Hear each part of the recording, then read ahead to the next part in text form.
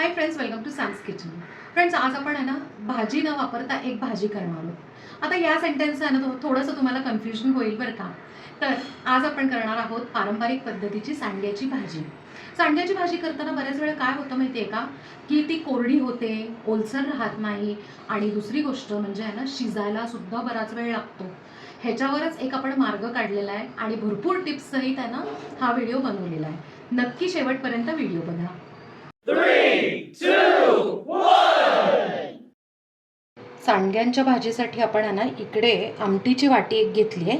तेवढे भरून आपण आहे ना सांडगे घेतलेले आहेत. हे कच्चे आहेत, आपण आहे ना तळून घ्यायचे आहेत. या भाजीसाठी आपल्याला आहे ना 2 कांदे लागणार आहेत. कांदा आहे ना जरासा जास्त घ्यायचा, म्हणजे काय होतं की कोरडी पण होत नाही आणि थोडीशी ओलसर राहते यासाठी. आणि आता ही भाजी आहे ना तुम्ही डब्यात सुद्धा नेऊ शकता. डब्यात काय होतं बऱ्याच वेळा ना भाज्या कोरड्या पडतात न किंवा मग तोटरा बसतो ना, यासाठी कांदा आपल्याला जास्त घ्यायचा आहे. 2 कांदे आपण इकडे बारीक चिरून घेतलेले आहेत. आता हे बाजूला ठेवून आपण आहे ना पहिले सांडगे तळून घेऊया. इथे ना सांडगे तळण्यासाठी मी छोट्या कढईत आहे ना थोडंसं तेल घातलेलं आहे. आता आपण आहे ना थोडे थोडे सांडगे मस्त खमंग तळूया.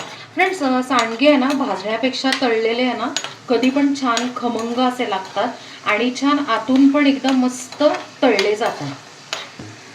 मस्त खमंग तळले गेलेले आहेत आपले सांडगे. अशा पद्धतीने बाकीचे सांडगे पण आपण तळून घेऊयात. सगळे सांडगे आपण आहे ना खमंग तळून घेतलेले आहेत. आपण सांडग्याची भाजी कुकरमध्ये करणार आहे. कुकरमध्ये छोटासा डाव आपण तेल घातलेला आहे.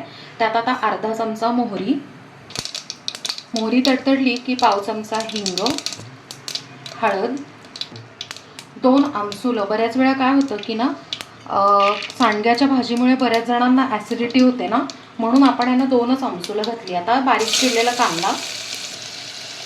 कांदा आपण छान परतून घ्यायचा. पण कांदा आपण आहे ना 50 ते 60% आहे ना छानपैकी परतून घेऊया.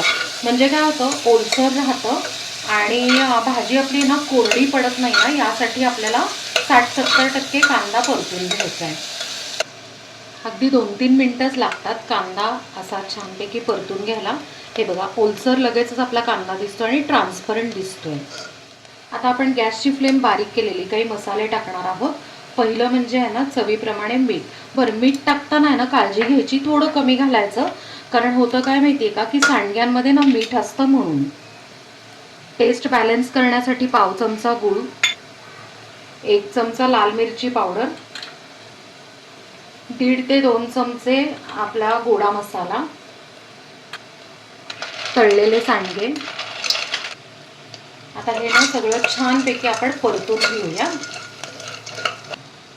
आपण सगळं मिक्स केलेलं आहे, परतून घेतलेलं आहे.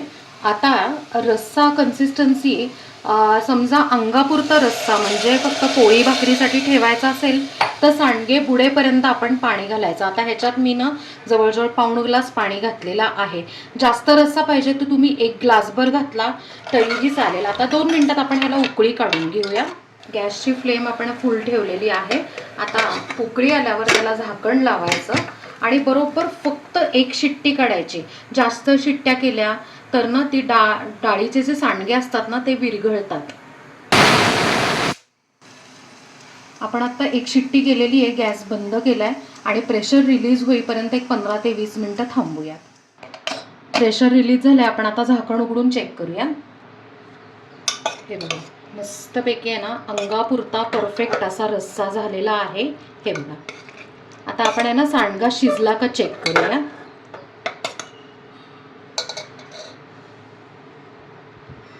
येस, मस्त आपला ना सांडगा सुद्धा शिजलेला आहे. आता आपण आहे ना सांडग्याची भाजी सर्व करून घेऊया. फ्रेंड्स, पारंपरिक महाराष्ट्रीयन पद्धतीची मस्त अशी झणझणीत चविष्ट आणि सोप्या पद्धतीने कुकर स्टाईल आपण आहे ना सांडग्यांची भाजी इकडे तयार केलेली आहे आणि छान सर्व केली. त्यावर ना सर्व करताना हिरवीगार कोथिंबीर सुद्धा सर्व केलेली आहे. ही भाजी तुम्ही आहे ना पोळी भाकरी भाताबरोबर सुद्धा खाऊ शकता. तर फ्रेंड्स, तुम्हाला लक्षात आलंच असेल, कारण रेसिपी पूर्ण करताना मधून मी टिप्स दिलेल्या आहेत. त्या तुम्ही फॉलो केल्या ना तर तुमची जी सांडग्याची भाजी आहे ती परफेक्टच होणार आणि महत्त्वाचं म्हणजे डब्यात सुद्धा नेऊ शकता बरं का तुम्ही. ह्याच्या व्यतिरिक्त सुद्धा आपण आहे ना खूप वेगवेगळ्या भाज्या केलेल्या आहेत, त्याचे रेसिपीज केलेल्या आहेत. त्या सगळ्या आहे ना लिंक्स मी डिस्क्रिप्शनमध्ये देते. नक्की चेक करा, करून मला कमेंटमध्ये सांगा. आपल्या चॅनलला सबस्क्राईब करा, लाईक करा, शेअर करा आणि कमेंट करा. थँक्यू.